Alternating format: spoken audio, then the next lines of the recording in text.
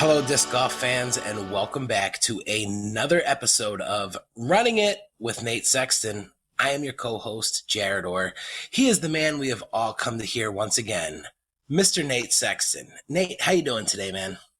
I'm great, Jarett. How are you? Ah, man, if I was any better, I'd be jealous of myself. Having a great time out here in Buffalo in the snow. You guys got a little snow up there in Washington, right? Yeah, kind of a ton by our standards. I would say probably 14 inches maybe over accumulation over 3 days. Kind of. It was fun. We got to sled, we got to build snowmen. It was not something we see that often around here. So it's still kind of here, kind of melting away now, but definitely was exciting for me and my family to have that right at the house and get to play around. I was going to say, how pumped was Coraline to see that much snow? She was pumped, but then it got so deep it was pretty hard for her to move around. It was a lot of once she fell over, she couldn't really get back up. We had to kind of pull her around, but that's fine. We had fun. Her sledding bravery it tripled at least over those couple days. Absolutely. You ever tried the ribbon on the disc trick when playing in the snow? Does that work? I honestly, I just haven't played in the snow enough to even get that far. There's not been around here. If it snows, it's disc golf's pretty far from off my top few things to do because we don't get that much snow. So when it snows, it's we're doing snow stuff. But if I lived somewhere where it was Buffalo and it was just going to be snowy, then I'm sure I would have had to try that. But no, I've never tried the ribbon. I have played obviously some in the snow. But never super deep snow and never regularly enough to try any techniques. But I've heard good things. I think the ribbon thing, people have success with that. Yeah, I'm going to have to try it out. It's been too long, man. Same thing with me. The snow's out there and I'm yeah, I'll wait for it to melt. Now it's been a couple weeks and I'm all right, maybe I'll try this ribbon thing. Yeah. See how that works. Well, Nate, we've had some amazing guests for the last 7 episodes now, and we've just gotten a huge backlog of questions for you, and we want to be fair to our guests and our listeners, so I kind of pushed those to the side, and we used the guests, the questions for the guests. So we decided to kind of call an audible for this episode, and we did a special hashtag Ask Nate Anything. So I had a bunch of those questions already stored up. I threw up a few posts on social media. You guys can follow us on Facebook and Instagram at Running It with Nate Sexton, and said, hey guys, we're going to do a special Ask Nate Anything. And wow, did we get bombarded with questions. So we're going to do a little special audible here for our listeners, and we're going to just go ahead and fire away a bunch of questions until you can't take anymore. What do you think, Nate? I like it. I feel like we should do it every once in a while because, especially if we're getting the questions, and then also, I love having the guests, but having to deal with these celebrities every single week and having to meet all their demands to get them on the show, this is a little simpler. Yeah, there was no special riders. We didn't have to just send Jerem a bag of just green M&Ms or anything like that. So yeah, it was nice to be able to do this. So let's not waste any time, man, because we've got a ton of questions and we're going to get through as many as we can here. You ready? Yeah, let's do it. All right. Logan Powers sent into the email, hey, Nate, what is your biggest pet peeve with your fan base? I'm sure with the Facebook page blowing up in the last year, there has to be something that you don't like about it. As a fan, it would be nice to know what to avoid doing to keep you happy with the community. I mean, I think my actual fans probably don't annoy me all that much. I mean, they're mostly just patting me on the back all the time, which is awesome, and just, giving me encouragement to go out there and play well and do whatever I can. I'd say, let's see, what is annoying? I mean, every once in a while I get a little annoyed. I'll get tagged in something somebody just laying up from 35 feet and just be yeah, Sexton style. And I'm wait a minute, pump your brakes a little. Look into the footage. I haven't done that many times unless I was about to win. But yeah, so that sometimes would but I'm still laughing about it. I kind of like to lean into the Nate Safeton thing and have fun with it. But yeah, I guess that's the first thing that pops into my head. But overall, I mean, the fans, yeah, they're not too annoying. Mostly everyone's just being super nice. So that's pretty easy to deal with. That's because you're a super nice guy, Nate. And I think that's why you get that in return from your fans. Well, I think everybody's fans. I mean, yeah, hopefully that's true. But also, I mean, if somebody's a fan, even if you're mean, if they're your fan, I mean, they're probably not going to show you too much stuff that you're not going to like. Well, that makes sense. All right, cool. So Mason Wright, Mason Disc on Instagram says, "Hey there, Nate. My question for you is this: stability, dome, and feel aside, what is your favorite year of Sexton Firebirds just based on the stamp? Would love to know. And personally, he's partial to the 2018 stamp." That is a nice one. I think my least favorite would probably be the 17. It's kind of like has like a graffiti look to it. It's cool, but that's probably the one that I like the least. I think I like the 18 is really nice. I think the 16 is nice. I think the 15 is just like kind of classic looking since it uses the super old Rise of the Phoenix DX Firebird art and everything. So those would probably be my top three. If I have to pick one, I guess I'll go with the 16. Just like if I'm just trying to imagine, I don't have them right here in front of me, but if I'm just trying to imagine the stamps and like which one looks the best, if I just had to pick a graphic, maybe the 16. 16 is actually probably my favorite as well.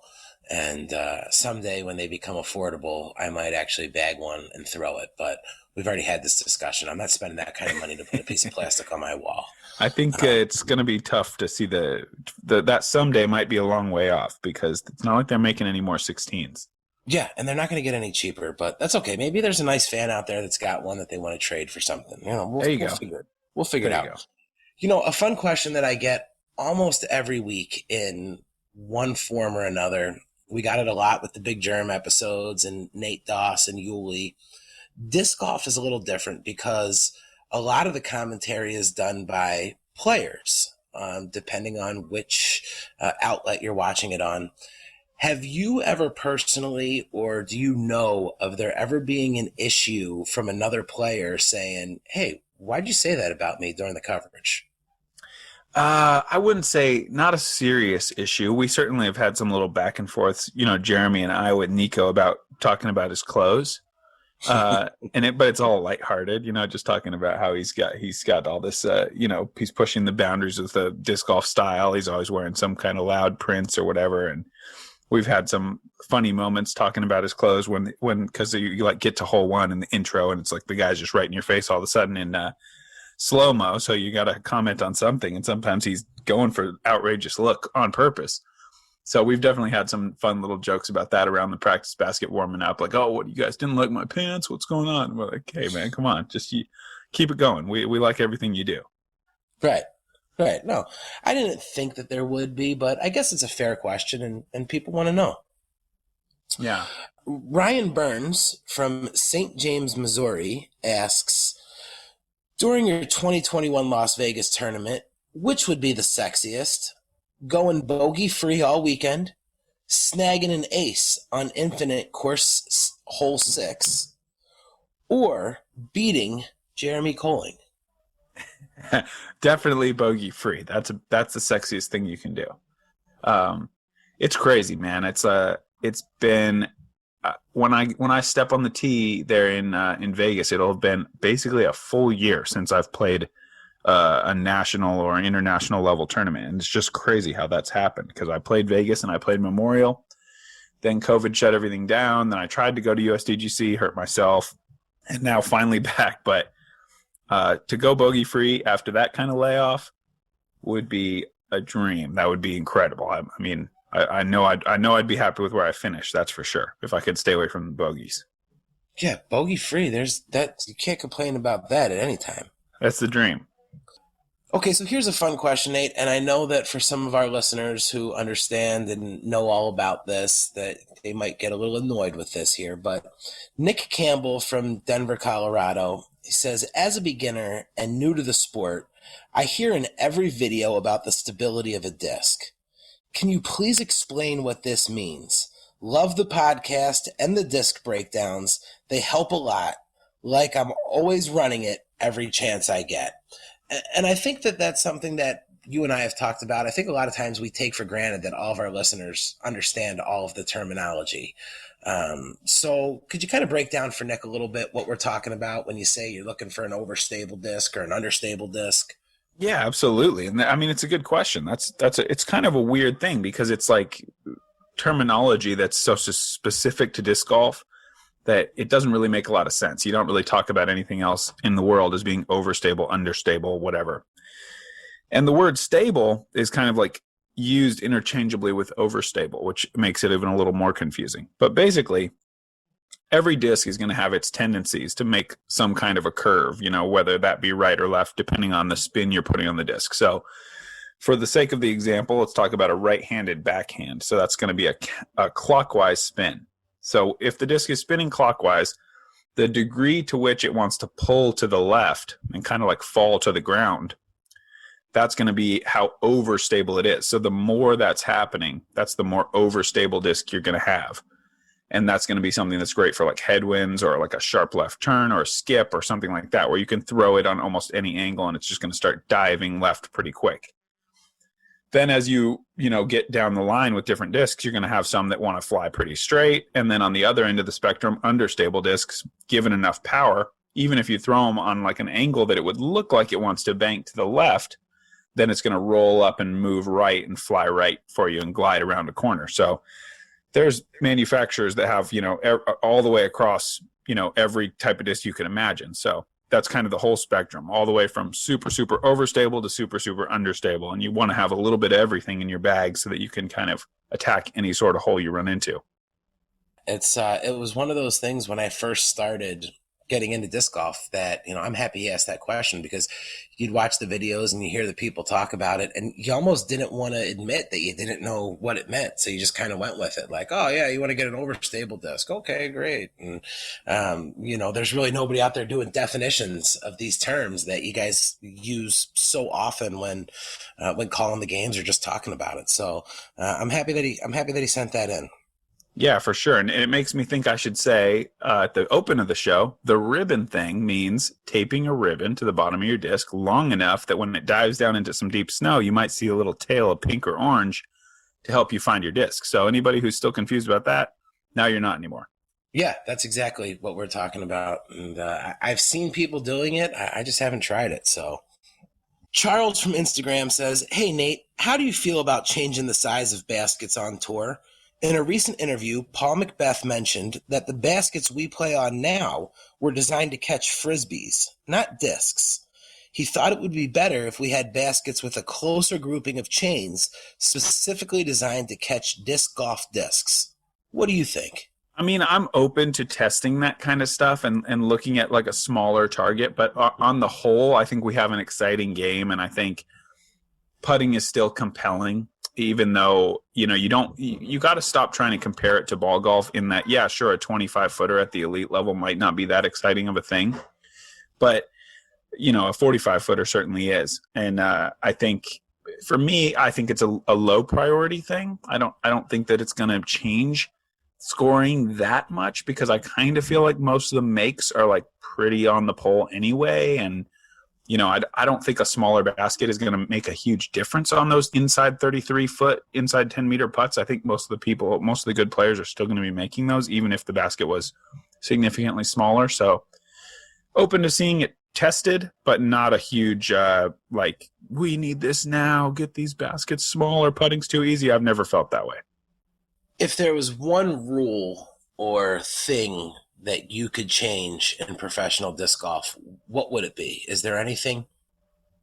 I think one thing that bugs me a little bit is how punitive it is to lose a disc, because a lost disc would be, you have to assuming it's a tee shot, you have to re-tee with a penalty. So you threw it up there, it's kind of a badly designed hole or whatever, it's just really thick rough. Maybe the designer has nothing he can say about that because that's the terrain that you have.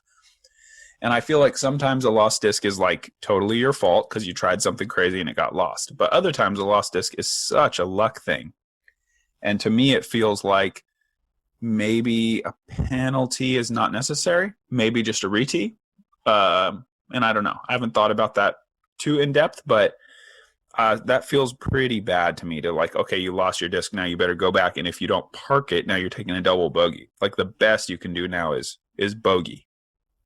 Yeah, one of the things I was going to ask you about is, do you think there should be a limit on discs in the bag for a tournament?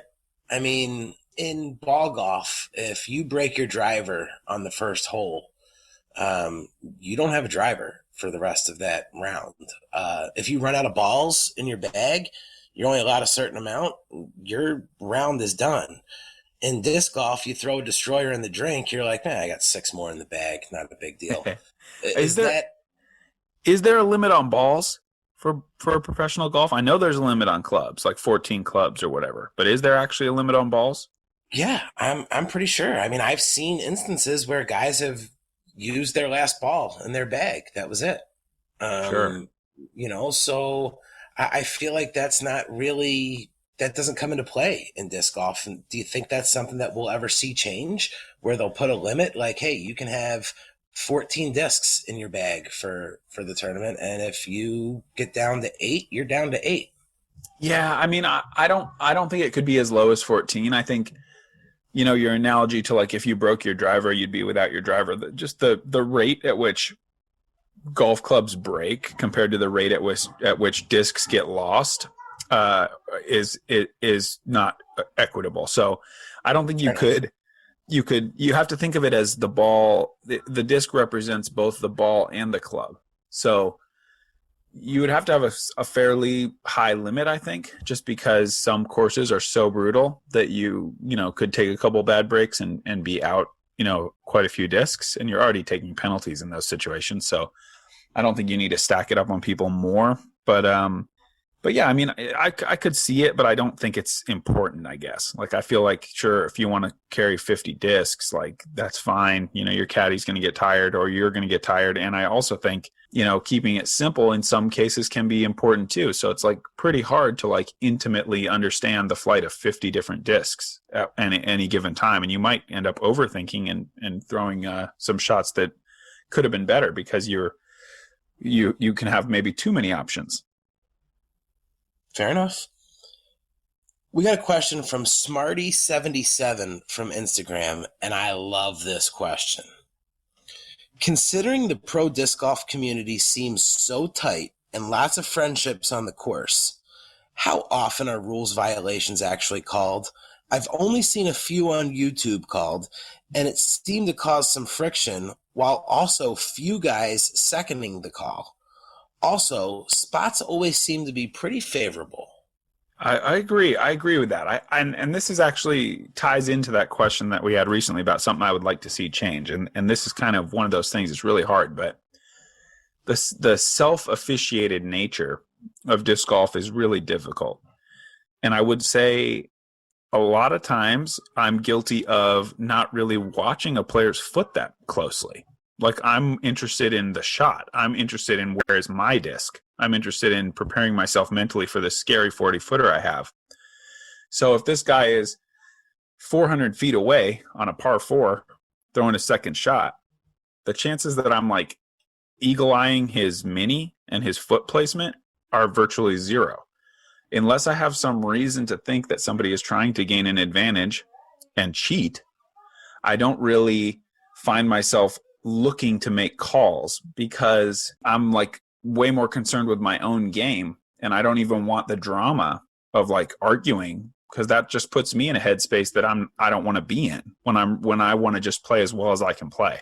So if I think someone's trying to cheat, absolutely, I'm making a call. That's my responsibility to my competitors, to myself, to the game. But I'm certainly not out there looking for violations. And, I don't know. I know that's also my responsibility, is to like make sure the game is fair. But it's also like, I'm there to play. I'm not a referee. So in a perfect world, maybe there would be a way to have like an observer, but it's like, then you need one for every single card. And, we have like marshals and stuff that can be called over to a group to help settle something. But like, you have to have fairness, and if you have it on the lead card, you'd need to have it on the 15th card as well. So it's a tricky thing to solve. But yeah, I totally agree that there are probably a lot of uncalled violations, in disc golf because the players don't really see it as important to the score. If it, if it's something where you're like stuck behind a tree and this guy's like clearly moving his foot to get an advantage, then they're going to get called. But these fairway shots, and if your foot slips off the front of a tee pad, probably I'm not going to notice that unless you twist your ankle and you're hurt or something strange happens, So I guess, yeah, I don't know. Did I answer all parts of that question?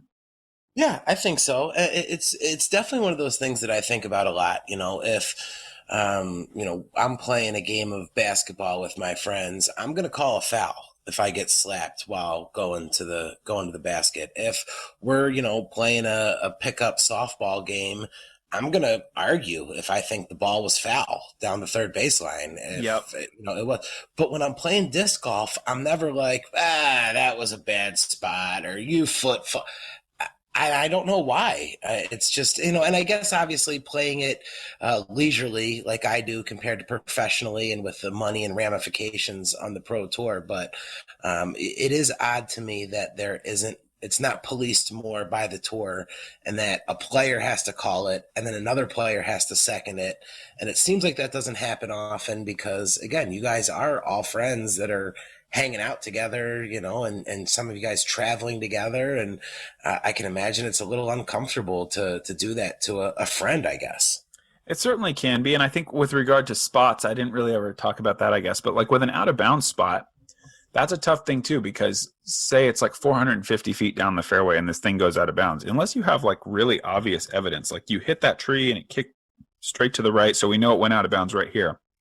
I would say the tendency is just sort of like, yeah, man, it was right around here. Like, well, don't put yourself dead behind that bush, because like, what do we know? We're 450 feet away. If there's no spotter, it's not like I'm going to go up there and say, hey, for sure, man, you crossed right here and you're in this terrible spot now, when like 10 feet farther up would be fine. Unless I have actual evidence, then I sort of like lean towards that benefit to the player. Like, oh, well, yeah, I mean, it was somewhere around here, but I couldn't see that specifically enough to say, oh, for sure, you need to be right here in this terrible place where you're pinched between this light pole and this tree or whatever it is, unless you have evidence or a spotter, hard to be like really specific. Yeah. I always just kind of figure it's one of those things where it's like, all right, I won't nitpick you. You don't nitpick me, and let's get out here and fling these plastic around and put on a show.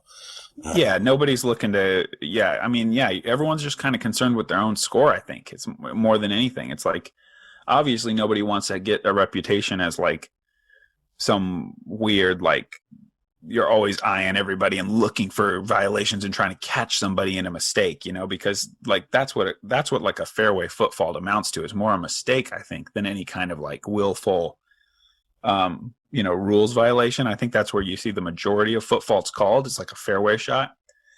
And I just think nobody thinks that 6 inches makes a difference from the fairway, so that's like an accident, and you don't really want to be that guy who's just like, oh yeah, this guy's like a hawk just watching every little slip and he's gonna pounce on you for that. Just it's like not a fun guy to be around. No offense, Nico. All right. So, as everybody knows, we've been doing this new thing where folks can send in audio questions. You can record your audio question and send them to runningitpodcast@gmail.com. And let's go ahead and take an audio question right now, Nate.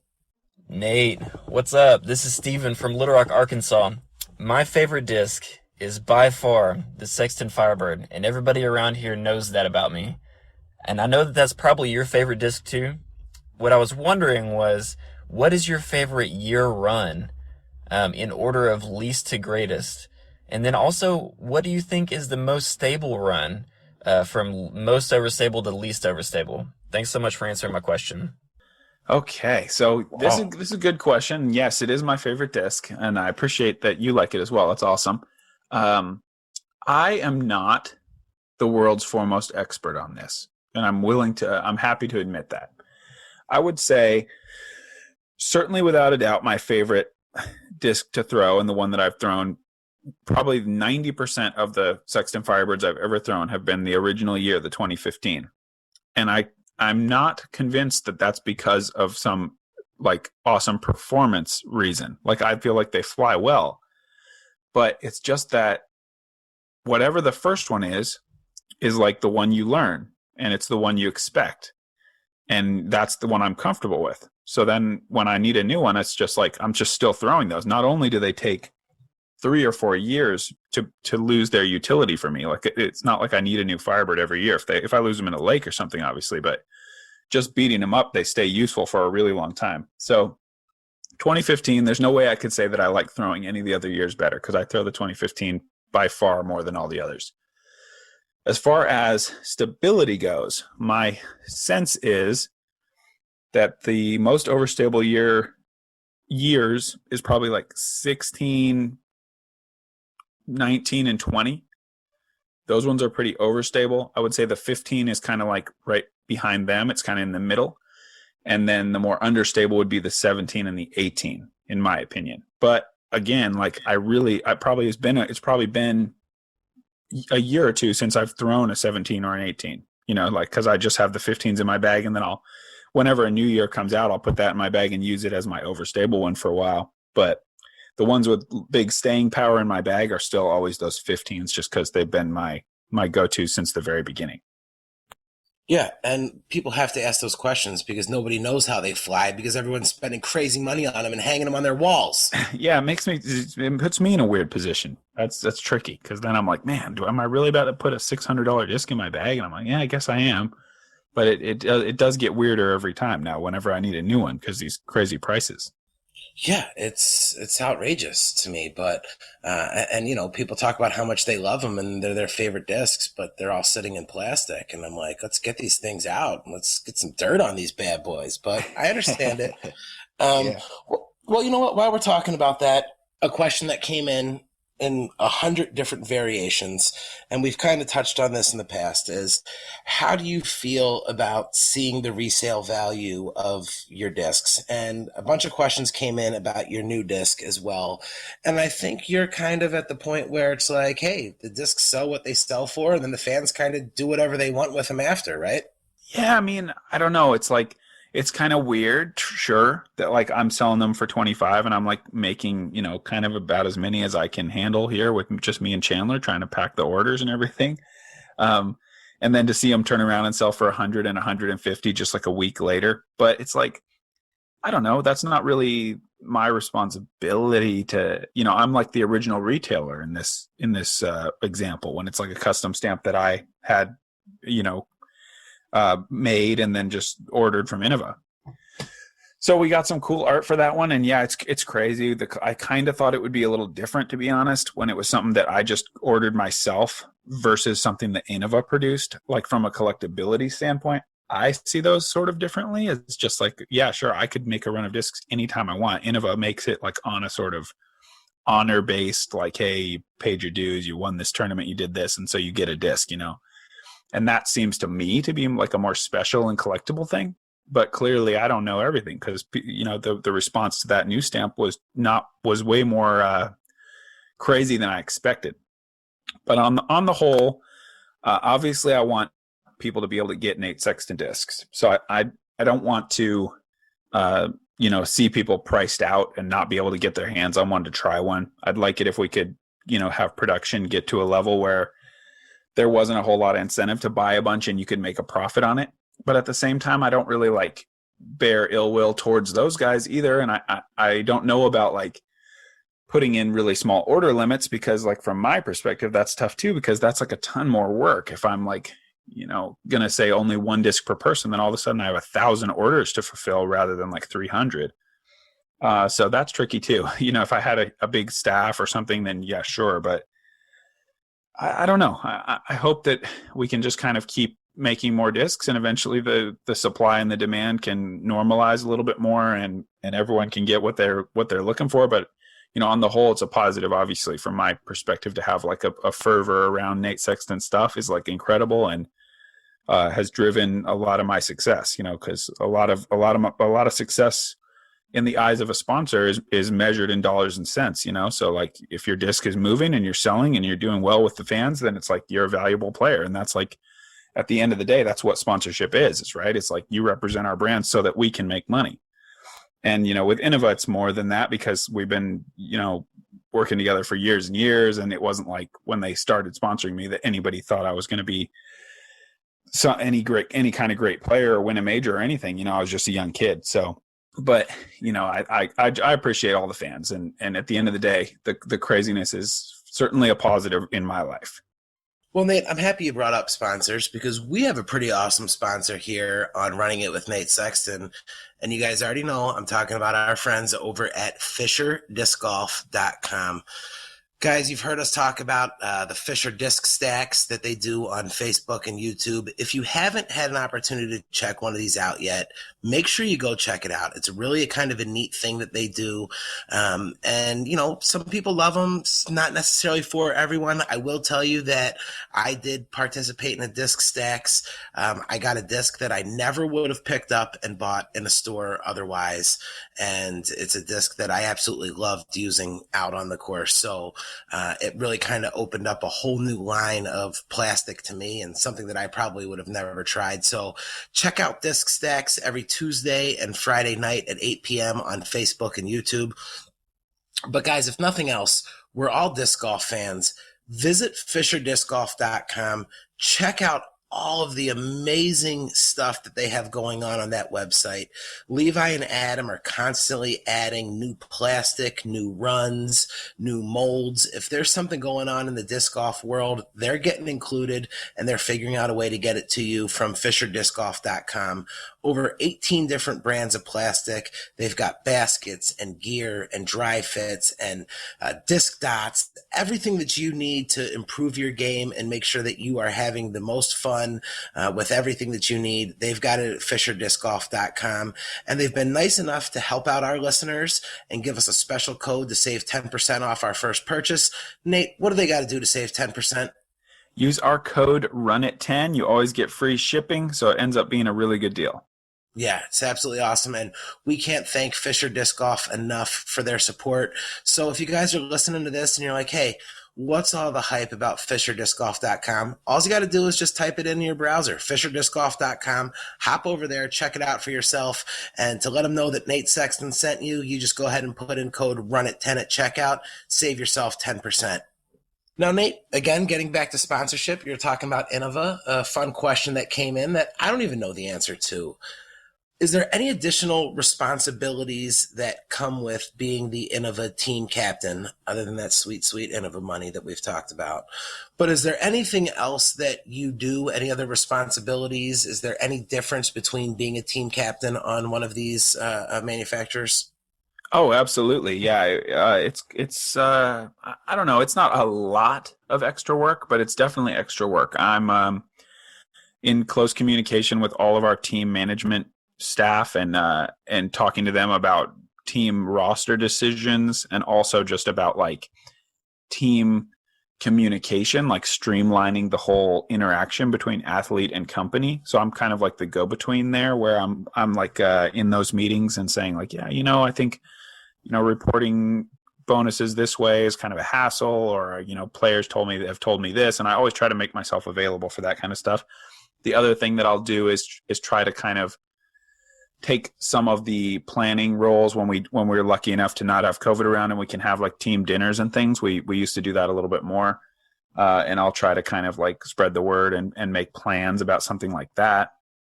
There were some times where I got to do fun stuff like, like courting, like potential players that we might want to pick up, where I would like Innova would like pay, and I'd like take them out to dinner and we talk about Innova, talk about disc golf, talk about their future, that kind of stuff. The kind of a fun role that I get to play sometimes out on the road, where I'm like recruiting kind of for the company. But yeah, it's not like anything crazy, but yeah, like certainly, at least a meeting a month, or and sometimes quite a lot more. Certain times of the year, it's probably like multiple meetings a week, where I'm like doing video calls and we're going through spreadsheets and talking about this player did this, like what do we think, or this player has an offer coming in from some other manufacturer and we think it's about this much, and does that make sense? Do we match that? Do we let them go? That kind of thing. Yeah, that was a great question that came in, and I didn't realize how much went into being the team captain, but I guess you really are the team captain. It's not just a title. That's pretty cool. Yeah, I mean, it's a big honor for me as well. But yeah, something I gravitated towards was the responsibility that it came with. That was something I was kind of hungry for, and to make myself useful in other ways than just playing disc golf and trying to sell discs. I also want to be as far involved as they'll have me. Because I like doing that kind of stuff. No, yeah, absolutely. Let's take it to another audio question submitted by one of our listeners. Hey Nate, this is Jake from Richmond, Virginia. I was wondering how you settled on your putting stance, because I know I've gone back and forth between straddle and a split stance putt. So what made you settle on being a straddle putter? Thanks. Good question. Yeah, and it's actually kind of a funny story. It's not as calculated as you might think. For a long time, I putted off of 1 foot, and they jokingly would call me the stork around Oregon because it was like a funny, like one-legged stance thing. And the reason I was doing it was because when I got in close, like inside 35 feet, I felt like out of a stagger, like standard putting stance, I felt like if I involved the back leg too much, I would like putt too hard or putt over the basket. So I started kind of doing this one-legged thing that was more of like an up and down loft from the legs, forward power from the arm situation. And I was doing that for a long time. And then I remember missing a couple of putts in a row in a random tournament and just kind of saying to myself, all right, I'm straddling for the rest of the day. And I already practiced both, and I still practice both. I'll still do straddles and staggers. And then it was kind of like made a lot of putts. It just kind of like stuck for like literally years, and we're still in that phase. And I sometimes question it still. Like it's not like I'm like, oh, straddle's better, and I'll never, I'll be in the backyard and go, man, putting's not going good. I should just switch back. I should just abandon the straddle, just use it when I need it. And I still think that. And especially like windy places, there's definitely windy tournaments where I will go away from the straddle for a whole tournament, unless there actually is a reason to straddle out. Because I feel like I can get a little bit more forward energy when you can kind of rock your body more forward back, because the straddle is similar to that one-legged thing in that the legs are producing only upward momentum, nothing forward unless you're jump putting. So if you're inside and you can't fall forward, your legs can't really give you anything in terms of forward push. So you're just getting loft from the legs, and you're getting all the forward energy from the arm. So that was similar to what I was already doing. It was working well. It was just kind of a thing where, yeah, I just switched because I was mad and just kind of went from there. So certainly not very scientific, but I do recommend practicing both, being comfortable with both. And when you're having a terrible day, just committing to the full switch. And it can sometimes kind of break you out of a tricky mental place where you just missed like back-to-back 15-footers and you're questioning how you even putt anyway. It can be nice to just do kind of like a hard reset. Why do sometimes pros like to keep another disc in their hand while they're putting? Is there a benefit to that? Is that just something that gets in their head? I notice a lot of pros will hold a disc in their left hand while they're putting out with their right hand. I don't know. I think it could come, part of it could come from, I think it's pretty standard to have kind of like 2 putting putters in the event that you were to lose one, and also for you to be able to like warm up with. So I think, if somebody practices that way a lot, then maybe they just kind of have that comfort of having the other one in their hand. But I don't think there's actually any performance benefit to having another putter in your hands, obviously. So just a preference thing. And I think just kind of a routine thing. And if that's the way somebody practices all the time, then they maybe just keep it going and when they get in the real tournament. Have you ever dropped a disc while flipping it, getting ready to do a putt, and have somebody try to count that as your stroke? Part 1, yes. Part 2, no. Well, actually, really, really long time ago, I did get a stroke for dropping a disc, but I was probably like 14, and it was just me and other kids in like pouring rain, and I didn't know the rules. But yeah, sure, I've dropped them in my professional career, but no one ever has tried to suggest that it was a throw. I think there's some language in the rule book about a throwing motion being kind of required, and I think it's a pretty easy argument that like while it is part of my routine, it's not part of my throwing motion. It's like a pre-throw ritual. So no, I've never had anyone try to say, hey, that might count as a throw when you drop it while you're trying to flip it. So there's like a disc golf tuck rule almost. like for the quarterbacks in football. If the arm's moving forward, it's not a Yeah, fumble, it's an I guess incomplete so. pass. Yeah, I mean it makes sense, right? Because like if you're in your swing, if your routine looks like a full speed or even a half speed swing, sorry, like that's a hard argument to make because it's like if you drop it, then it's kind of like who's to say? Like was that just a shank? And now you're going to say, oh, that there's room for that to be abused. But yeah, I think there certainly we don't want it to be like a stroke if like a disc pops out of your bag or something, or you're trying to grab it and it slips. Like that's just life. Things happen. So that you wouldn't want that to be a penalty. But if somebody's swinging their arm on the tee pad like they're going to throw it and it pops out of their hand, then it's a little harder to not have that count. All right, Nate, you're probably not going to like this one, but I need to know the answer to it. So people know that you are the 2017 United States Disc Golf Champion. What many people may not know is that you were pretty close to being the 2015 United States Disc Golf Champion until you had a horrible final day. What happened?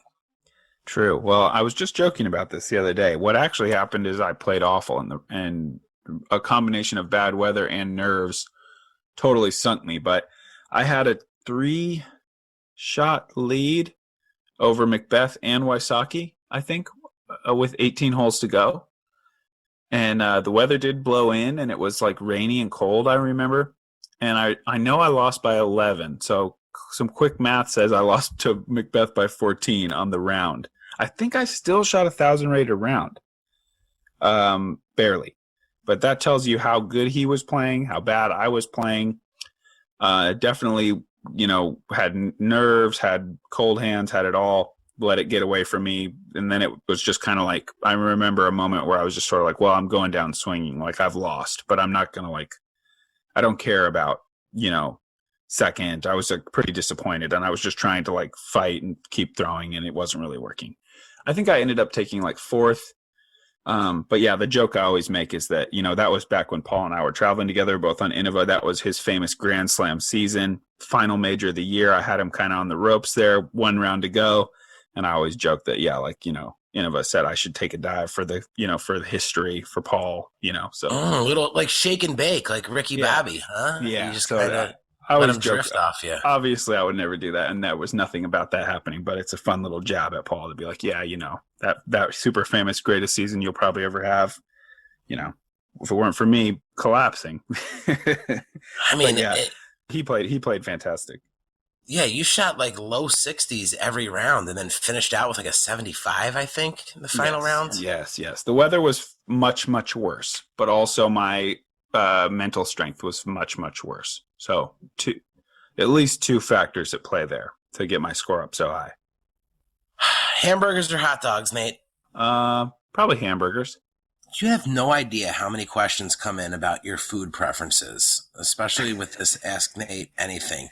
I'm down for that. Yeah, I think the hamburgers and hot dogs came in. Another one that came in is traditional chicken wings or boneless chicken wings. Oh, I think probably traditional chicken wings. If I was to make a choice there, yeah. I mean, boneless is convenient for sure, but it doesn't ever seem like it tastes quite as good. Well, that's because there's no such thing as a boneless chicken wing. It's a chicken nugget with sauce on it. It's a chicken wing's a chicken wing, man. You can't. Yeah. There's no boneless wings. Yeah, no, it is definitely a nugget. Yeah, I'm just I'm never a fan of that one when that comes up. We've got Cody says, "Hey guys, any new disc names or molds you're adding or working into your lineup for this upcoming season? You have a Firebird and a Firefly. You sticking with the fire theme and going with the Phoenix or something similar for an NS mid-range or fairway driver? Appreciate the pod. Love listening in. Well wishes for a happy and healthy 2021. Cody G from New Hampshire." Well, if it was only so easy, it's just to say, hey man, I need a fresh mid-range made for me with my name on it. Like that's a hard thing because Innova, we have a huge list of fantastic players on the team, and everyone has to earn what they get. So I wouldn't expect. I don't know that I'll be bringing out any like signature brand new discs anytime soon. We'll see. Maybe I'll get some big wins. But I do have another product in the works with Innova, and it has nothing to do with fire. So keep an eye out. Oh man, the little dish here on Running It with Nate Sexton. I like that. That's an exclusive. It's like not quite news, but it's maybe a little bit of news. I like that. Well, hey, we're sitting here and we're answering questions from fans, and I think we've got another audio question that we can go to. Hey, Nate and Jarett. My name's Chad. Just want to first start off by saying how much I love the show. Me and my wife tune in every week, and it's been really great. My question for you guys is, if you took the top 4 disc manufacturers, Discmania, Innova, Prodigy, and Discraft, and you took the top 3 players from each of those manufacturers, and you put them in a best shot triples on Maple Hill Gold, which manufacturer team do you think would come out on top? I mean, that would be a fun event to spectate and to play in. The hard thing for me is like pulling out of my head who's the top 3 for every company. I don't have it obviously right in front of me, but also I can't really go anywhere but Innova. Like I play for Innova. I think, we got the number 1 rated player in the world now. Shout out to Rick, who we need to get on the show very soon. So yeah, I mean, we're going to win. But all the other teams are fantastic, and yeah, I mean, what a dream that would be for the fans to get to watch something like that, and then definitely got to include the women as well, because and maybe they already were included, because some of the women are top 3 players for their companies. So yeah, I don't know that it'll ever happen, maybe, but it's fun to dream about, fun to debate. But yeah, Team Innova, let's go. Yeah, I mean, what other answer is there? It's Team Innova. Well, yeah, I mean, everyone is entitled to their own answer, but I only have the one. And that's the one that we're going with. Nate, what's your favorite movie? Favorite movie? Gosh, that's tough. I struggle with this question. I feel like a movie that I can watch like once a year and be totally fine with it is Big Lebowski. It's just like funny, and I always forget parts of it and just go, oh my God, that part is so ridiculous and funny. So that's up there. But yeah, whenever anyone asks me what my favorite movie is, I can't think of any movies anymore. And then I don't know any movies, and I don't know. I need to sit down and make a little ranking or something. But I would say I don't watch all that many movies.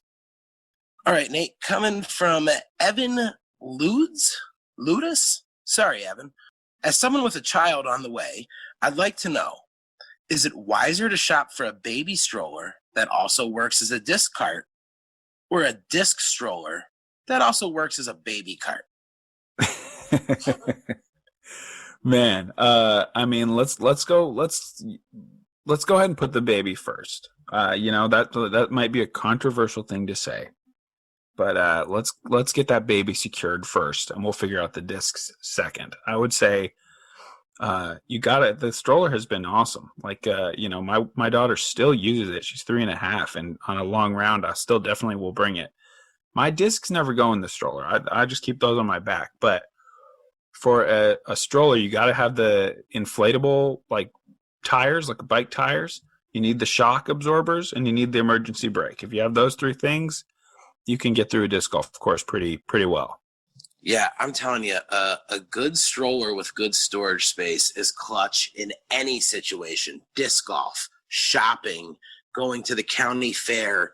The stroller's clutch. You can get your discs in there. I can't imagine Big Germ strapping a baby to his cart. So no, well, I can imagine it, but it wouldn't be a happy baby.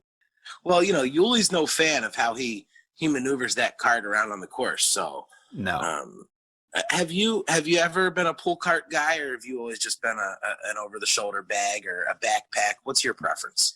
I've never tried a cart. I did take advantage when Germ and I were doubles partners. We got both bags strapped on there, and he just pushed them around. And that was cool. It was like having a caddy. But but no, I've never, I don't know. It's just a lot of equipment for me. I don't know. And luckily, you know, like my fans have been awesome. And these days it's like I usually have quite a few offers to caddy. Obviously COVID is maybe making that impossible, but yeah, I don't know. I've never found my discs to feel that heavy. I feel like I'm happy to have them on my back, and maybe that's my pound disc golf bag. I don't know. It's just super comfortable. I mean, I've never gravitated towards a cart. Is it a big loss that there's no caddies? I mean, they went through it last year. It looks like it's back this year right now. No spectators, no caddies. Is that something that really changes the game that much for the professionals? I think for some more than others. I mean, there's certainly some guys that never have caddies, and there's some people that have just random caddies, and there's some people that have caddies that are like good friends and support staff for that person kind of. So those people are probably hurt the worst. I kind of do a combination where occasionally I'll bring my dad with me and he'll caddy for me in Europe in 2019. He was there and he's been to a few USDGCs with me, and that's awesome and really fun. So that's kind of sad to not have that as an option. Generally I'll just have like a fan reach out to me, and sometimes it's like the same guy year after year in a certain city, which is really fun to get to reconnect with people, and they'll, you know, remember important things about strategy, how I might have done something the previous year, and make really timely recommendations occasionally where I'm like, oh yeah, you're right. I totally forgot that, but I did make that mistake and said that to you that I don't want to do that again. And they'll like have that in their head ready to go. So that's awesome. But, you know, on the whole, I don't think it's a huge change, but it's sad because it's just fun. You know, caddies it's fun to have somebody to give somebody a front row seat, to meet somebody and make a new friend, and to have somebody in your corner. Those are all fun things when you're out there kind of playing, you against the course, you against everybody else. It can be kind of lonely sometimes when you're coming down the stretch and it's really tense. It's nice to have a caddy there and be like, oh man, like I really hope I can do this, and just have somebody to bounce ideas off of. Yeah, I know for myself, I was a little disappointed. I was looking forward to getting out at a couple tournament stops and hand the new Firebirds and having sunflower seeds ready for you, but they said no caddies, so I guess we'll just have to wait and see. You're gonna have to carry your own bag until then, Sexton. Yeah. I'll struggle through it. No, I'm sure you will. Now, we actually had a request from a fan regarding this week's disc breakdown. And they asked if you would be so kind as to break down and give some information out on the Innova Mako 3.